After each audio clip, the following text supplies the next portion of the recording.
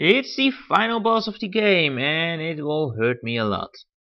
The guardian of the toy tower is a little girl. What did you expect? We're actually fighting a small child. Nice game. And she already managed to kill me. Way to go, Seb. This is by far the hardest boss of the entire game. Mainly because of those homing missiles. They are normally already hard to avoid.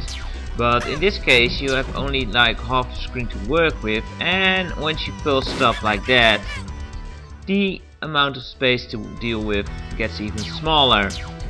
So she has a couple of attacks and we've seen them all. She can pull her hair and shoot one of those missiles, which you really want to kill on the way towards you, otherwise you're in trouble, because the screen is just too small.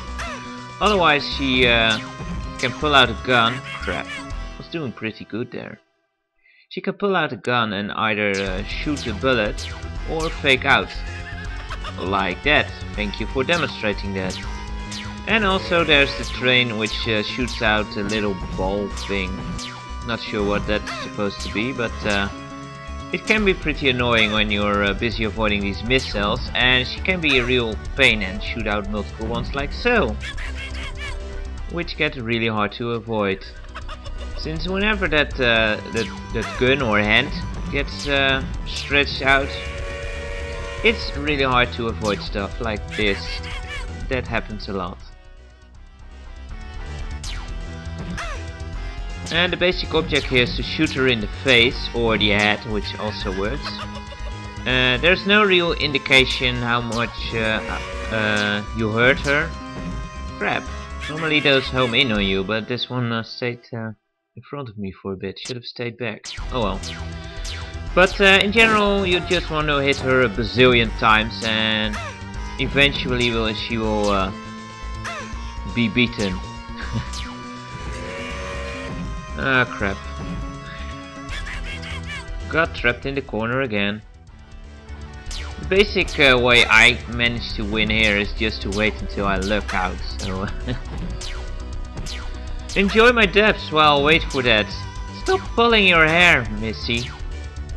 It's very annoying when she shoots out like 3 or 4 of them. It's impossible to really avoid that stuff.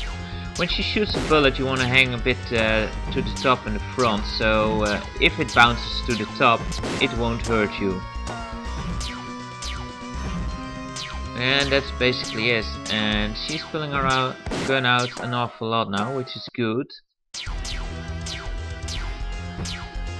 There we go, maybe we can actually beat her now. Yeah, we can. Awesome. Just as long as I look out here, it's alright. Thank you, Missy. Thank you for the teddy. Sorry to make you cry and all, but you know, that's life. Get used to it. After a hard week, Marvin returns to his bed under the sink for some well-earned rest. Nice bedroom. No fridge though.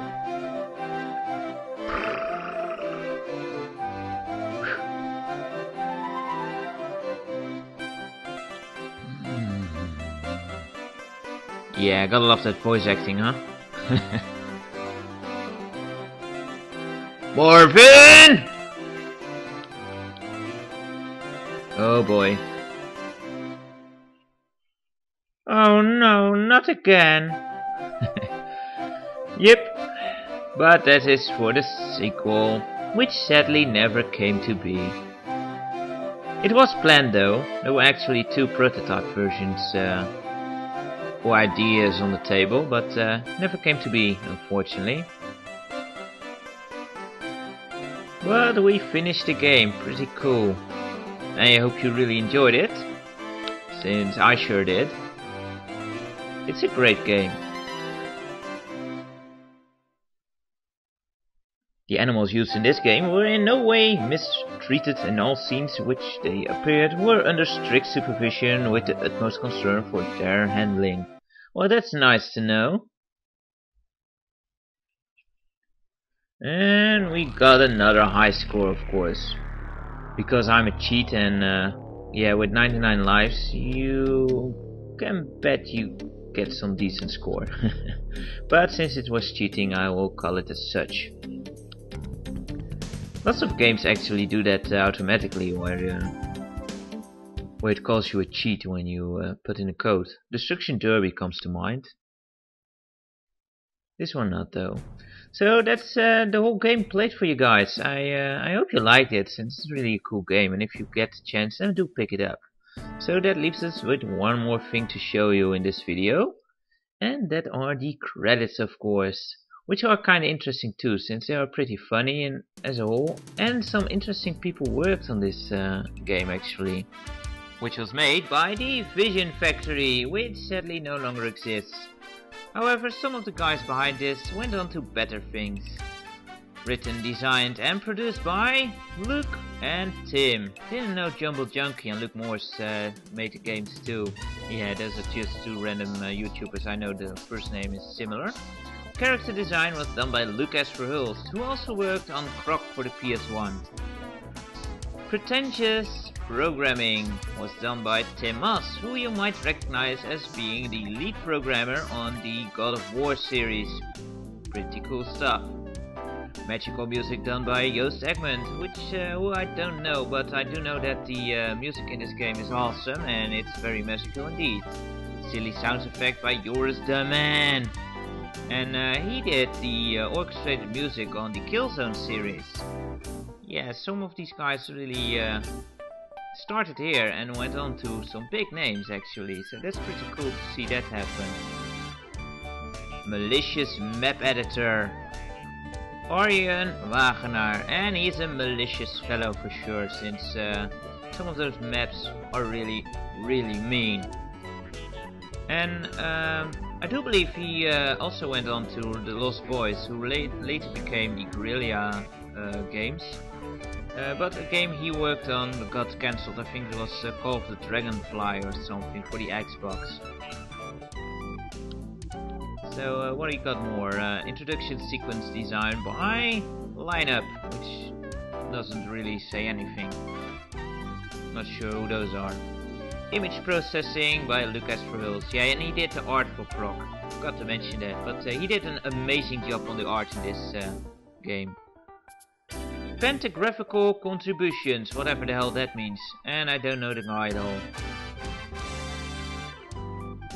Hidden game coding, now what's that all about? But it's done by Stephen Postermaier. Well, if you want to know what it is, then join me on the extras video I will do after this one. Playtesting and cover design by Dennis Sopfi, who also worked on the Killzone series, but is currently a senior designer at Kojima Productions. That's pretty awesome. Sound processing by Studio, which also still exists, but just standard sound design. And Japanese translation, of course, had to be done to put all that random kanji in there. The Vision Factory's big bosses are Joost Steins Bishop and Rob Horman. I love how they put dollar signs in his name there. That's pretty cool. Best Whiff by Mark Siebler. Yeah, I'm not really sure how we even comment on that, but that's just so random, it's awesome. Tim says hi to a whole bunch of people, like Pip and Brenchy. Some really weird names they have there. He was musically sustained during this project by The Orb, Sun Electric, and 9 Inch Nails, and Seb approves of those musical choices. Some great music to be had there. Luke says hi to a whole bunch of other people. Nin, really? And he thanks you, so you better be thankful too.